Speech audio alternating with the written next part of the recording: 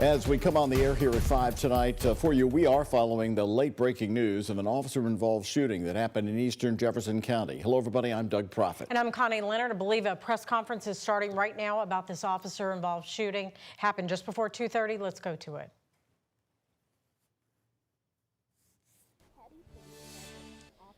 Well, Connie and Doug, we're still waiting on that press conference to start here. We're waiting on those more details that will come from LMPD.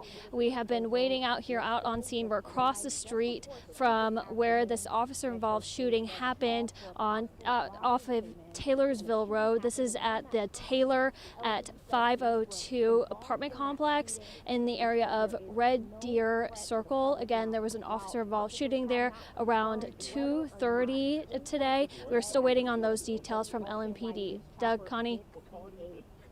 All right, again, this is Hurstbourne Acres in far eastern Jefferson County. Again, Metro Police alerting us about this in a social media post at about 2:15 today. We don't have any details yet as to what has happened there. Right, we're talking about Hurstbourne and Taylorsville Road. That's the area. Of course, this is a developing story. We're expecting a press conference in just a minute. Our crew is on the scene. As soon as we get some more information, we'll bring it to you.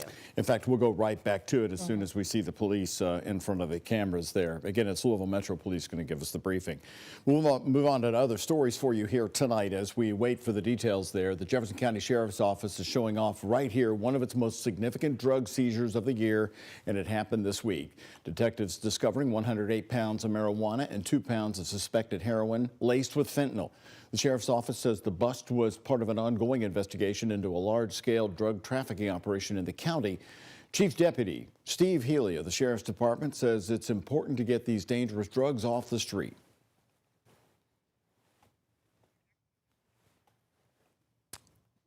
Let's go back live to eastern Jefferson County for the police briefing on that officer-involved shooting. The caller gave the description of the suspect as a white male with no shirt. Several officers responded to the location. In the course of their investigation, officers encountered a man matching that description with a gun and ordered him to drop it.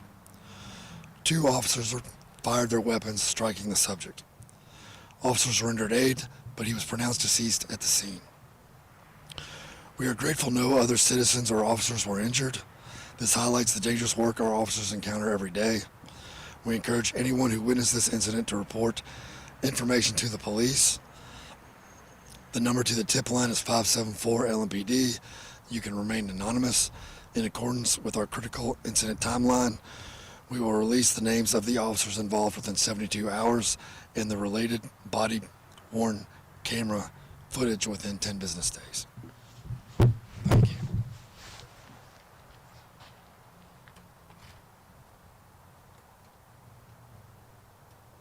Briefing. Louisville Metro Police just giving the briefing there as we joined it live. He basically said 2 officers fired their weapons, and that's where he stands. Didn't take any questions and left the podium. Right, said that they told the suspect to put the weapon down. Didn't happen, so they fired their weapons. Again, this is Hurstbourne Acres in eastern Jefferson County. We'll continue to have live reports from our crew there on the scene coming right up. Connie?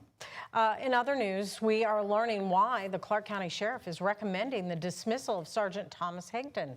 Sheriff Scotty Maples posted on social media in the name of what he called transparency. He says deputies filed a complaint after an August 24th incident when they waited for Sergeant Higdon to back them up during a search for a hostile suspect. Now, the sheriff released this body camera footage so the public can see exactly what happened during the call where deputies say their safety was put at risk. Now, when the struggle began, this footage shows Higdon staying back even after a loud pop from a taser that sounded like a gunshot. The sheriff says Higdon didn't radio in, did not check on the deputies, and offered no help. He says this footage also reflects a larger pattern of poor judgment, and releasing it gives the community a clear look at why he's recommending Higdon's dismissal. Well, it didn't even really get to 40 degrees today. So cold and still a snowy landscape across Kentuckiana, really keeping those temperatures down, Connie. But I didn't see any snow coming out of the air today. That's right. Just trying to put it on high in the car. Every time I jump in, I run to it, Mallory. Another cold and cloudy day. Go figure, right? Yeah, this scene has been the case over the last several days here as we take another live look outside from our Midway University camera. This is off Hurstbourne as part of our Shriners Children's Camera Network here. And temperatures, they have been hovering right around that freezing mark. We've had some upper 20s up near Mitchell and Seymour. 33, that has been around our high temperature here in Louisville today. So just above that freezing mark, you might be seeing a little bit of melting here or there, especially in your yards here lately. But another day where these temperatures are well below normal for this time of year. We're cloaked in the cloud cover. Southern Indiana tried to see some peaks of sunshine today, but take a look at what's on the bottom of your screen here.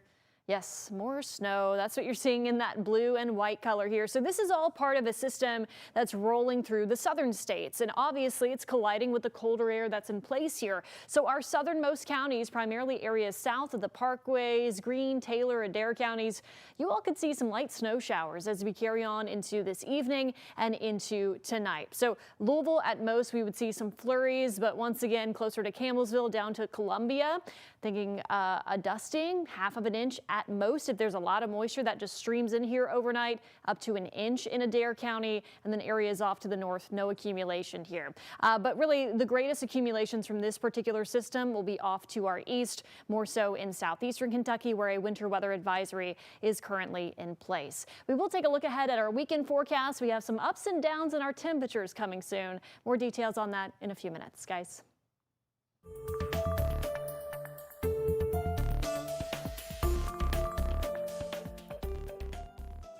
That we can get back into the place where we know what to do and we can kick some butt. Well, it's been 1 month since the fatal UPS plane crash on November 4th. 14 people, including the 3-man UPS crew, died.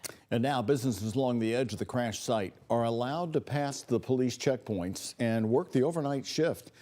But also new today, Governor Andy Beshear using a tone of caution when answering our question about how UPS has been handling the victims' families and the businesses. He said that remains to be seen.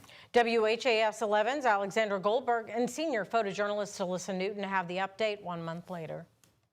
This is their plane, and they need to take responsibility and do everything they can to make it right. Governor Andy Beshear urging accountability on how the shipping giant has reacted to their UPS MD-11 cargo jet crashing and killing 14 people 1 month ago. Are you satisfied with the response from UPS and how the company is handling the victims? I think that remains to be seen. I think people should watch, and there should be high expectations for a company that has been in the past really good to Kentucky. President of Quantum Inc. Adam Bland says for the local businesses, becoming whole won't be possible.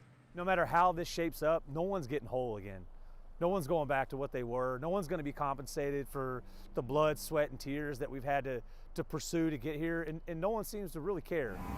But it's not all bad news for this ink manufacturing plant and businesses around the site's perimeter. And it's such a good feeling to have the ropes cut off. Louisville Emergency Services confirmed that as of late Monday night, we're officially in phase 3 of recovery.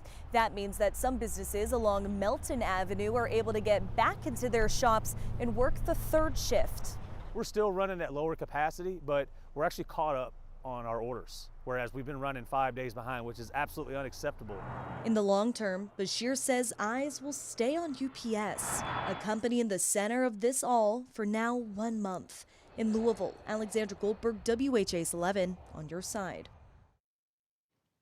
Businesses like Quantum Inc. can still apply for U.S. Small Business Administration disaster loans. The funds are available for operational costs, and businesses are eligible in Jefferson and surrounding counties. Don't forget to stay up to date, the latest on our ongoing coverage of the UPS plane crash as the NTSB investigation is still underway.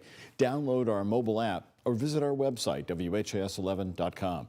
We'll also give you updates on the free WHAS11 Plus app, which is available on your smart TV. At today's Team Kentucky Update, Governor Andy Beshear stood with chamber leaders to push for the state's Pre-K for All initiative. Now, Jason Sloan from the Moorhead-Rowan County Chamber says the lack of childcare is one of the biggest barriers keeping parents, especially women, from working, and universal pre-K could unlock tens of thousands of Kentuckians who want to re-enter that workforce. Sloan says universal pre-K is essential economic mix infrastructure, especially for rural communities. The return on this investment extends far beyond immediate labor and market gains. By ensuring every 4-year-old has access to a quality early learning environment, we are directly investing in the quality and readiness of our future workforce. And Sloan also says universal pre-K isn't just education policy, it's a foundation Kentucky needs to strengthen its workforce for years to come. And tonight is the last night to voice your opinions on the JCPS cuts proposing to make in order to address that $188 million budget deficit. And their important final vote is coming up next Tuesday night. One of the schools the district is considering to close is King Elementary School, the only elementary school in the Shawnee neighborhood. Students would be consolidated over to Maupin. A King Elementary teacher was one of last night's passionate speakers, speaking on the importance of the school. I just want to let you know that the time is always right, just like you said, our namesake. The time is always right to do what's right. The way we've been growing is through our dedication, our hard work, our teamwork, our commitment. Take a so-called one problem. Tonight's forum is at the Stewart Auditorium at the Van Hoos Education Center, the JCPS headquarters. The meeting started at 5, and the district's next steps after tonight is for the school board to vote on the recommended changes. That vote is set for next Tuesday, December 9th. Just ahead, according to a new poll, Republicans want Enhanced Affordable Care Act subsidies extended. We've got the details next.